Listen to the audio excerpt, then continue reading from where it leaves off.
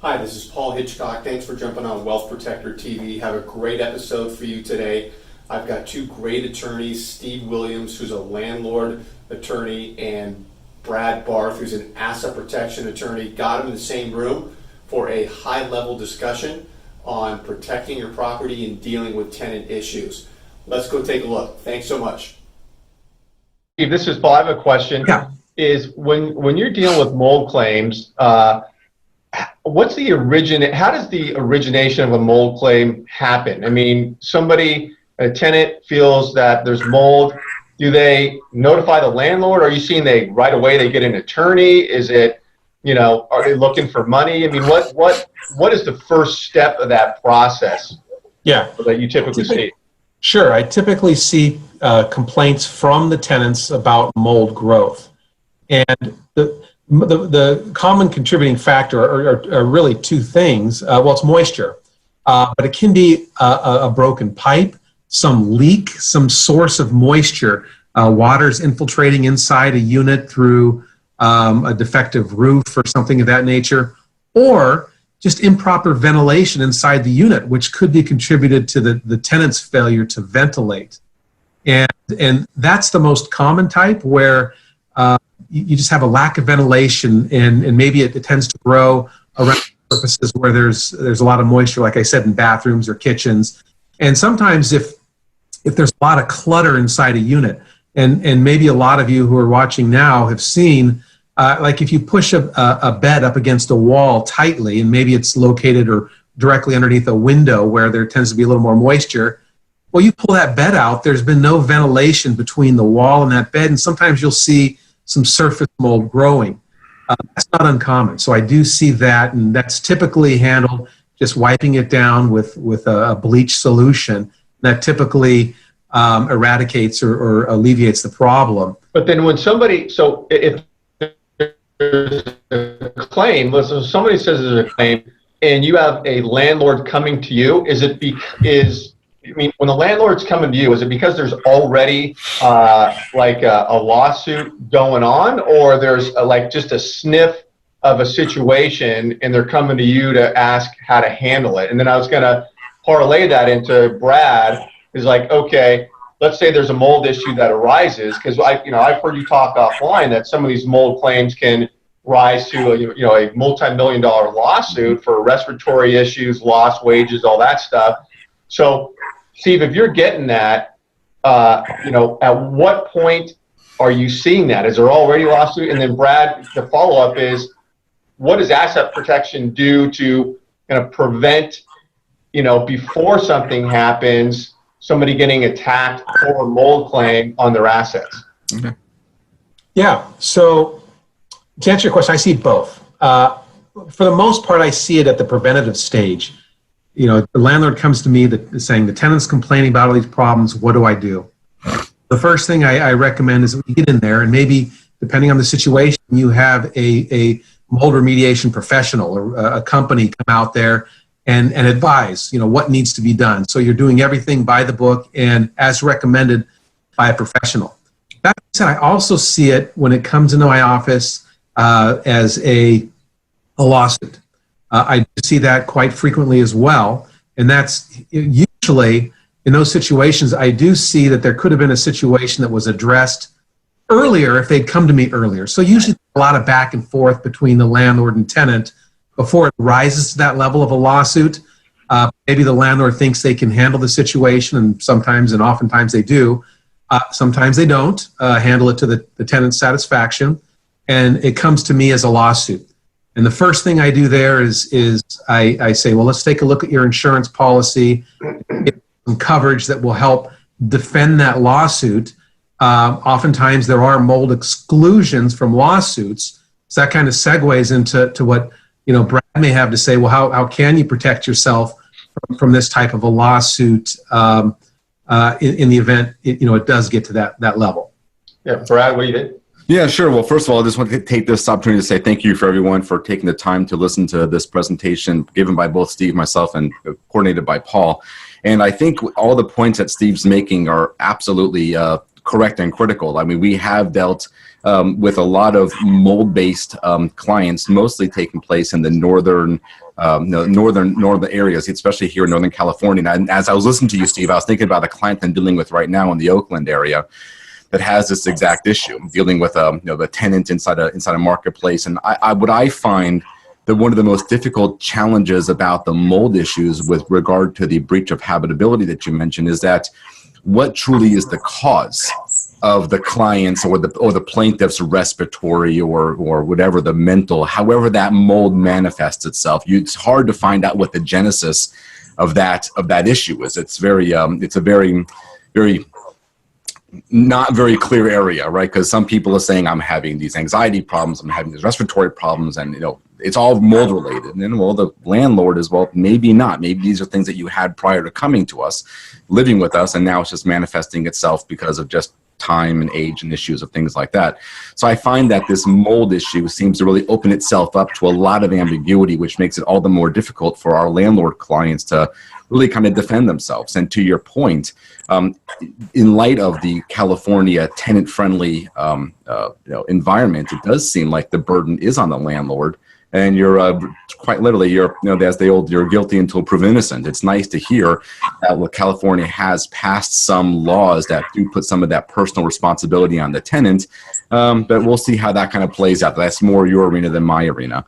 And so from a protection perspective, and there may be some exclusions in particular policies that would prevent the mold from being a covered event. And then if that is the case, then you want the landlord certainly wants to make sure that there are some protections in place to prevent that mold liability from getting to them personally. And that's really what asset protection is all about.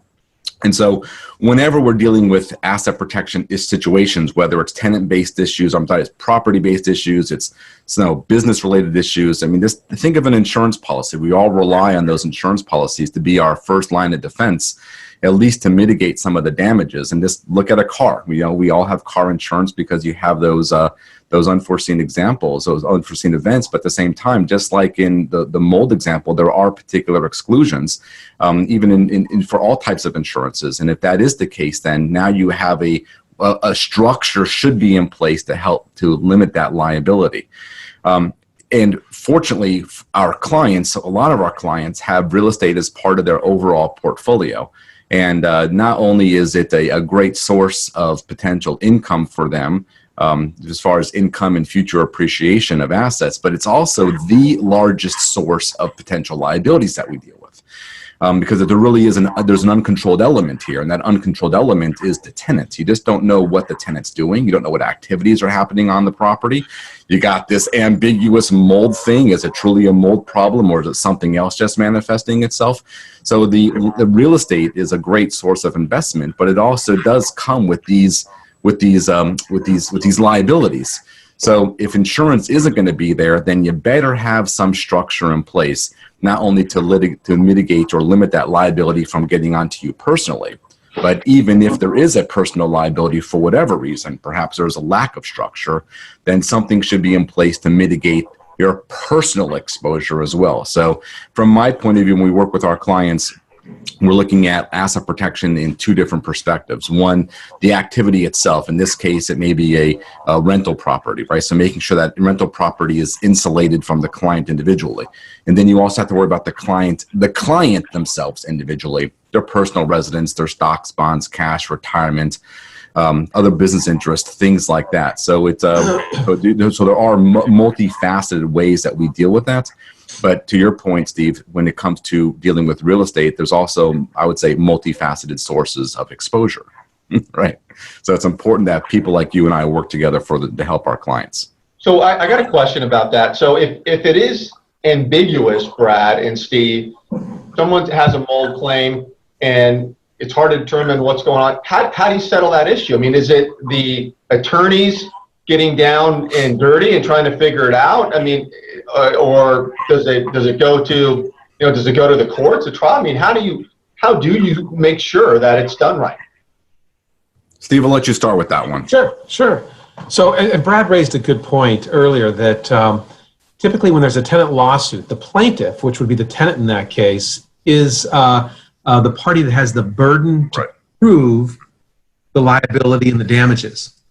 The problem is that one, you have strikes against you. One, you're a landlord. Mm-hmm.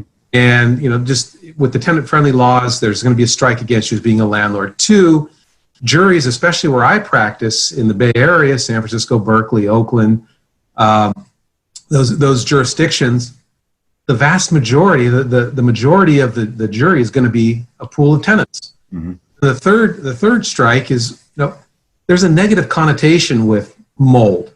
Everyone hears the word mold and they get shivers. And so whenever there is the existence of mold, and typically the tenant will bring in some, photos showing how pervasive the mold is, that doesn't look good. So to answer your question, how do you resolve the liability or the proving of how the mold impacted that person directly? Well, in the lawsuit, there's a portion of the lawsuit, the pre-litigation, called discovery, where both parties get to ask questions, request documents, ask for proof. So all the documentation and evidence is submitted to the parties before the trial. And then it would come down to the judge or the jury to listen to all the facts and contributing factors. And when a tenant is claiming, injuries because of mold, health issues, that opens up that person's potential medical history or medical past, such that you can see, well, maybe there's some other contributing factor that caused this person's illness as opposed to mold. But at the end of the day, it would come up to just the trier of fact, which would be the judge or the jury, to decide whether or not the mold was the cause and effect of the person's illness. Being said, the vast majority of these cases, before it gets to that point, because parties know the potential risks, the landlord, the potential liability risk, and the tenant, maybe they do have some other health factors that would diminish the possibility of them prevailing. So typically it ends up settling with the landlord writing some check, and they're not small checks. Typically, in what I'm experienced up here in the Bay Area, to the tenant to resolve the case. Yeah, and I'll totally echo everything that Steve just said, but I'll also make cite a quote that Steve said. He said that litigation is costly, right? And that just plays into what he just said about the settlements, because as things kind of progress, maybe the landlords are able to justify or to prove that it wasn't the mold that caused it, was something else. At what expense is that going to be? And so, but he also said that the landlords may wind up cutting a check to settle out, and maybe a bit of a larger check than what they wanted to. And I think this is a bit more where we kind of come into play for our clients, because asset protection really is designed to put our clients, in this case, and the landlords in this particular conversations, into a position to enter into a fast and favorable settlement. In other words, a more favorable settlement than they would have been in without the asset protection in place. Because when you get attacked, you really do feel like you're on the defensive. And Steve had mentioned already, and I will definitely echo with that. It is a tenant-friendly environment, and especially demographically from where he's located, it's also a jury pool tenant-friendly environment. Ultimately, the landlord wants to be in a position to not, if they have to write a check, to write the smallest check possible. So remember, you got two different sides of this transaction. So not only do you have a cost to the landlord in defending this, you also have a cost to the plaintiff in pursuing this. In most of these cases, Steve, correct me if I'm wrong, I'm assuming that these are being done on a contingency fee basis. Is that correct? Generally, yes. Yeah, I'd say across the board, yes. Okay, so now you have plaintiffs' attorneys who are basically funding these plaintiffs' litigation in the hopes of receiving 30-40% contingency fee. And so when they themselves, through the discovery process, realize that in order for them to, even if they win the litigation, if they find that they're going to have a whole nother battle to try to collect on that judgment, then they themselves realize that they need to get out of this as quickly as possible. And again, this is where some of the asset protection kind of comes into play. When they realize that when they win the lawsuit and they have to work all the more harder to collect on that judgment, they also may be encouraging their clients to go ahead and settle out, just because of the challenges that they may they may deal with in the collections process. And so that's where, again, where the asset protection really shines. It gets you in a position to negotiate a faster and more favorable settlement with the plaintiff than you would have been without it. And again, it's nothing to do about whether or not you get sued. We can't control that. What we're trying to control is we're trying to, if you get sued, to how quickly can you get out of this thing, and how little can we get you out of it for. And that's kind of where we play in. So again, I think it's a little bit of both. I think it's the totality of the circumstances to what Steve said as far as litigation is expensive, but yet we want to kind of encourage that through some of the structuring that we put in place as well. What happens with the insurance company in a mold claim? If there's insurance there, do you call up the insurance company and what's their reaction? Is the guy like, whoa, mold claim, we got to figure this out? Are they hesitant? Or what actually happens in real life when you call the insurance company about a mold claim? Yep. So the first thing I do when a lawsuit comes in my office, into my door, the first thing I do is I ask for a copy of the insurance policy. And this is important. Everyone, whether you're a mom and pop landlord or a large scale landlord, you need to have coverage for what's known as personal injury liability, a landlord policy. Sometimes you get owners who get just a general homeowner's policy that doesn't include any landlord protections, some liability protections. So that's important. And first thing I do is I take a look at that policy and I do what's called tender the lawsuit or the claim to the insurance company. That out the door, almost as soon as my client exits, I'm getting that document or that letter, the insurance company in writing saying, here's a lawsuit, you cover the property and the insured, defend this lawsuit and indemnify my client. Then there's usually it's a couple weeks before you hear back from the insurance company, and I always, they may call and him and haw about it. I always tell them, put it in writing, and they will do what's called, it's either a coverage determination or a reservation of rights letter, and that will spell out their determination of the policy. There are claims being covered under that policy, and ideally they say, well, no, you're not covered for this, and this, but there's one sentence here, you may be covered. Because of that, we're going to provide a defense. That's my main goal, is to get the insurance company to defend the lawsuit. Mm-hmm. Let them handle the defense at their cost and hopefully resolve or settle the case at their expense. Every now and then you will get a complete denial from the insurance company. And at that point, then I have to look more closely at the policy and determine whether or not their determination was proper. That's typically the way it's handled in my office.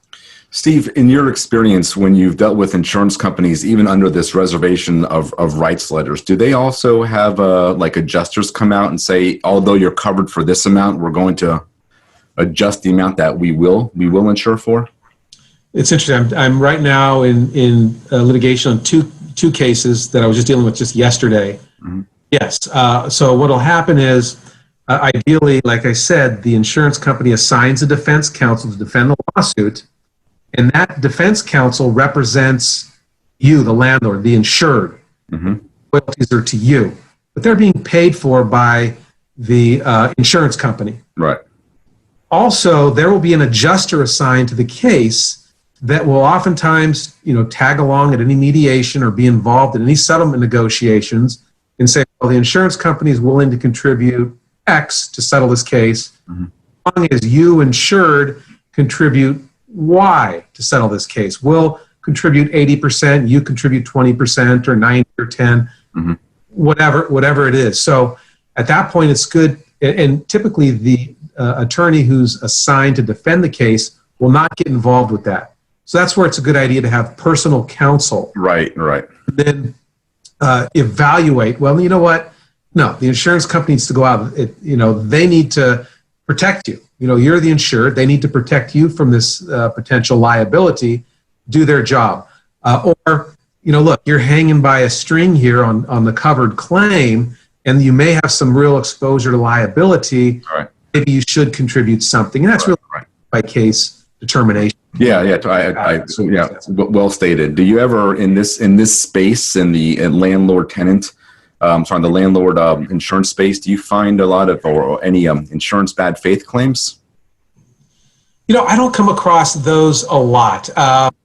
Typically, when you push the insurance company far enough, in mind their whole job is to make money and eventually deny claims and not pay out money, right?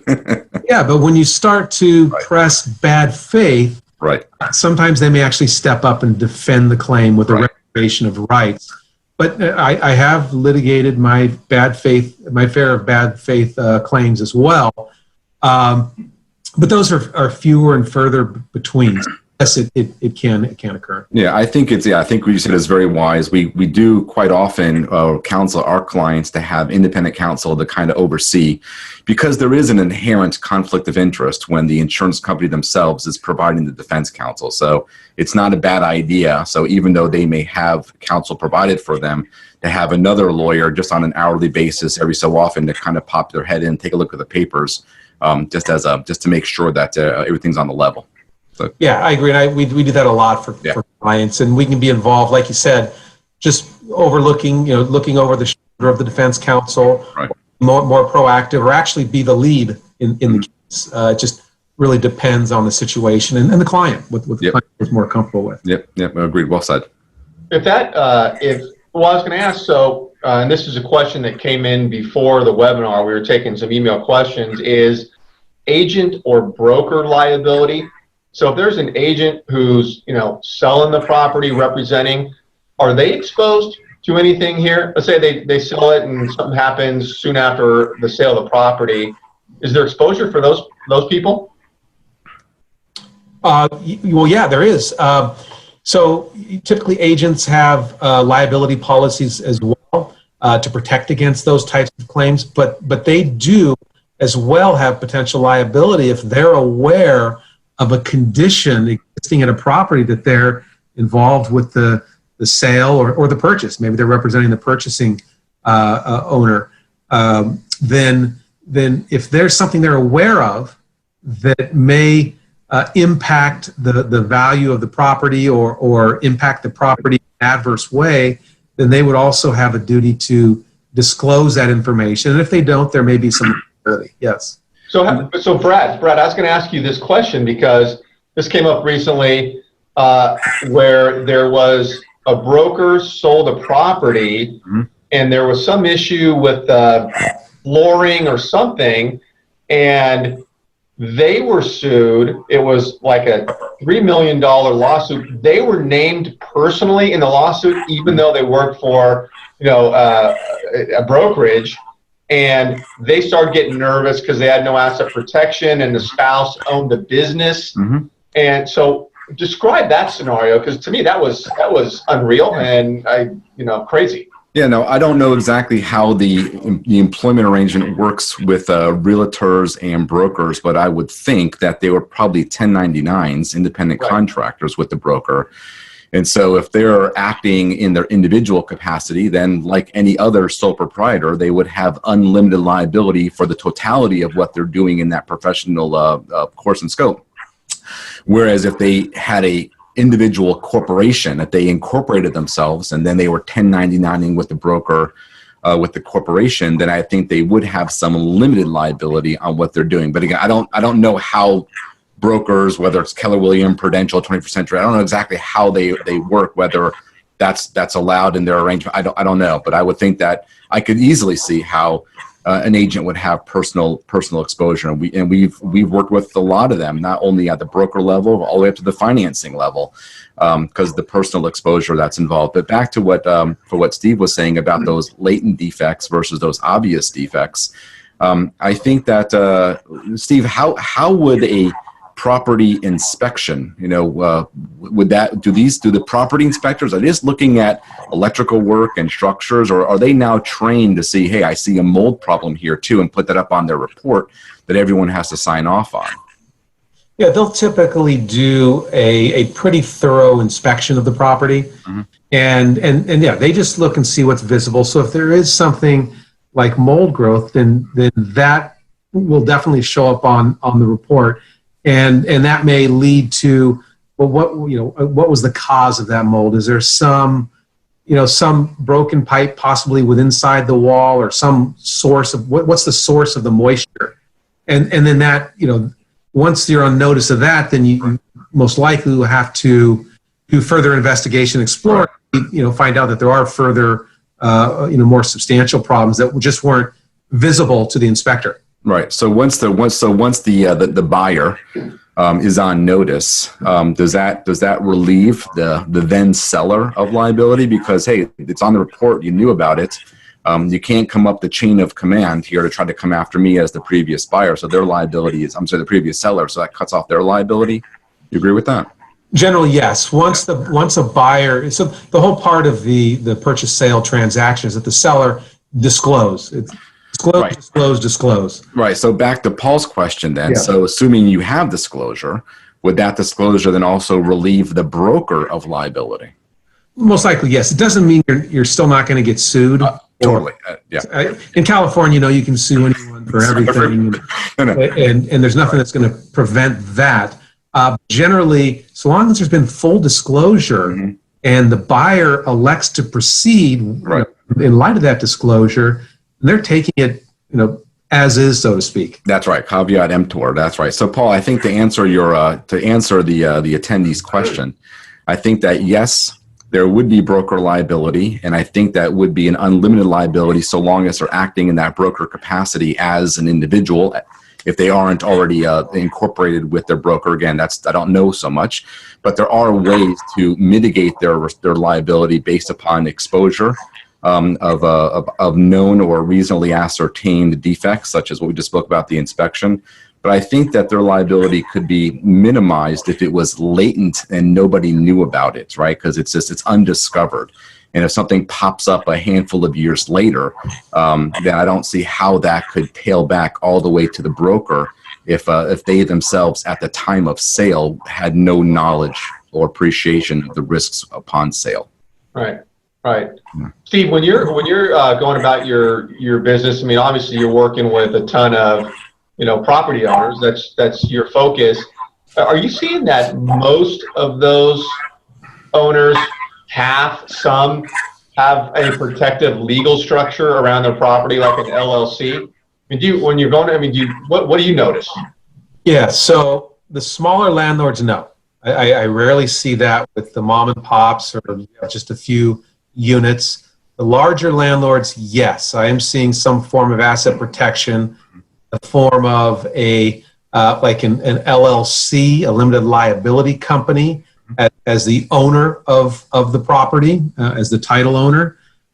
Typically what I see in the smaller landlords are a lot of individual owners and a lot of trusts, so into a living trust. So the owner transfers or buys a property to be held in the name of their trust. And Brad will explain right now that generally my understanding is that there's not a lot of asset protection in individual ownership or ownership in a trust. Is that true, Brad? Yeah, that's great. And so addressing both those issues, and I agree with you that the smaller mom and pops are taken in their name individually.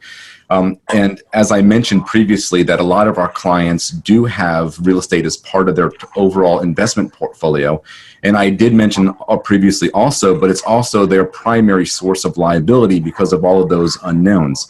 And I can't tell you, Steve, time and time again, it's because the property is in their personal name. Their entire net worth, everything they've worked so hard for, is completely at risk simply because they didn't take some affirmative steps to put that property in, as you correctly identified, in an LLC. It is the proper structure. And we do also get a lot of pushback saying, well, everything's inside my family trust. I don't have to worry about this stuff. And you also correctly stated that a regular revocable living trust, your typical estate planning trust, does not offer any asset protection. And the reasons for that is just a matter of dominion and control issues. A revocable living trust is typically created by, let's say, in this case, the landlord creates it. I mean, in their individual name, they actually are acting as the trustee, so they have the full management and control.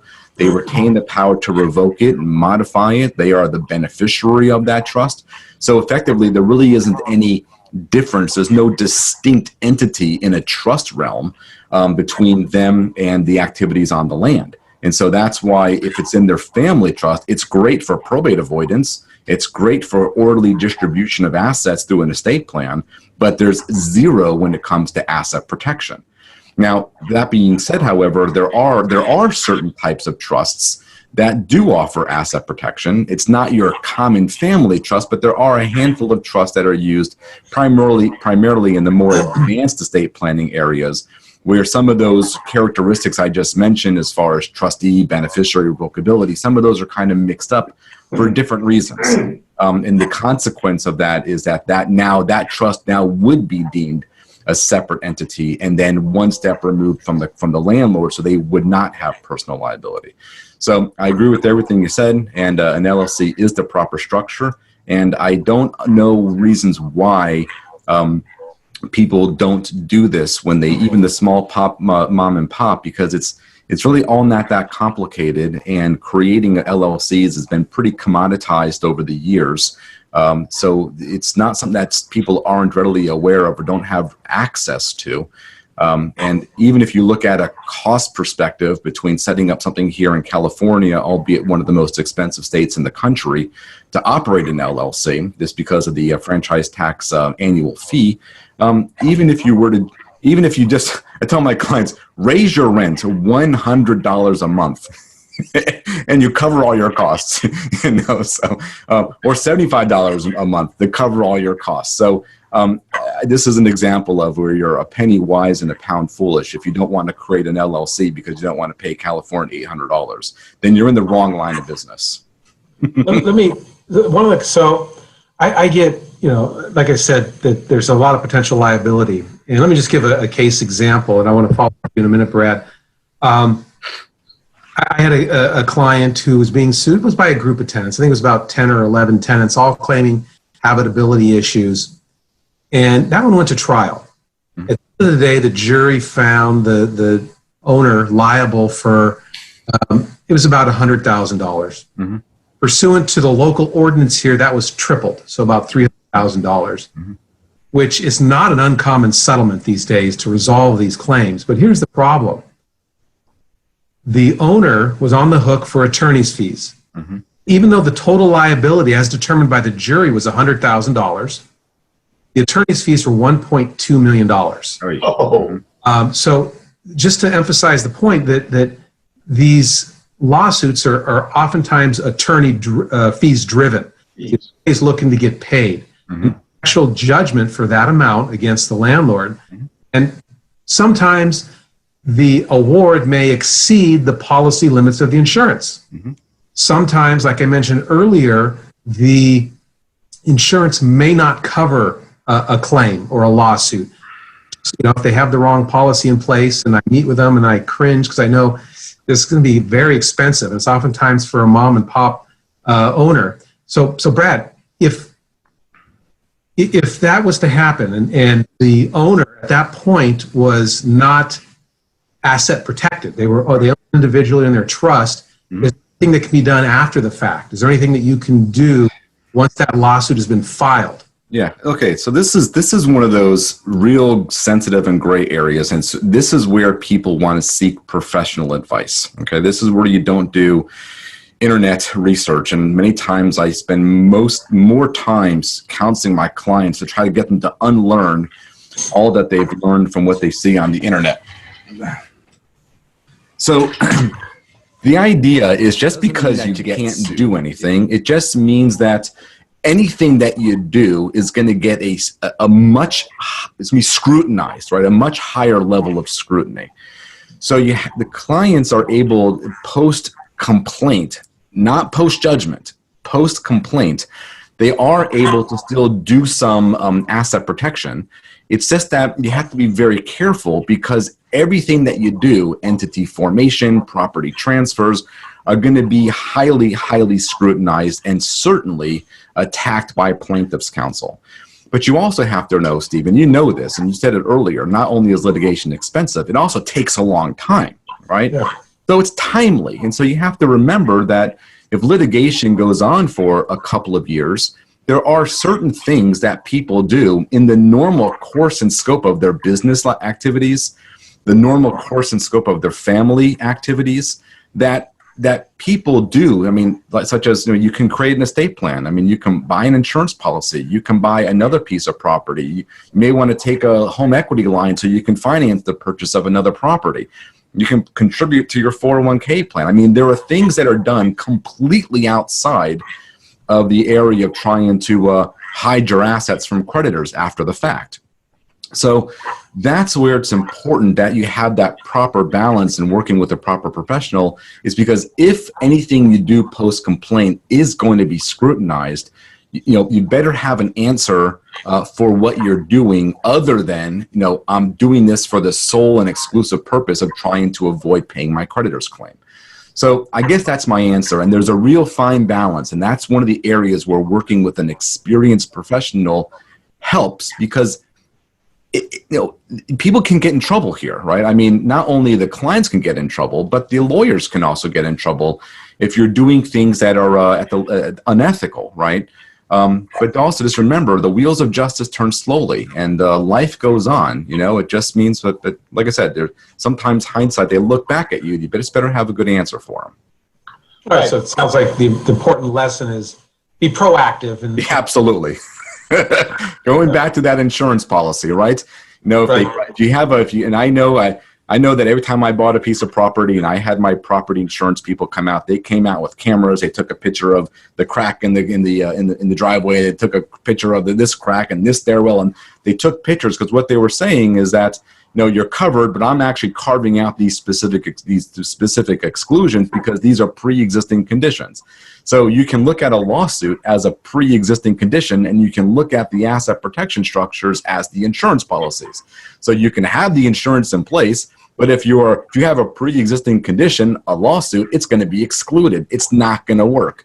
It will certainly work for future issues, but it may not be as effective against the current problems because they're excluded. So that's why asset protection, just like anything else you do, needs to be proactive. It works great when it's proactive. There's a lot of room for problems and issues if you're doing it reactively as opposed to proactively. Fantastic. We're up against the time clock here. Steve and Brad, thank you so much. That was great information. And thanks everybody for jumping on what you're looking at there. Again, if you have any follow-up questions, or you're thinking about your planning, or you're in the real estate profession and you want to ask Brad or Steve questions, complimentary, text YesBC to 474747. You'll get a text on how to sign up for that and get that going. Thanks everybody, and we'll see you next, Brad and Steve. Thanks, Paul. Thanks, Paul. Thanks, Steve. Brad. Okay. Bye-bye.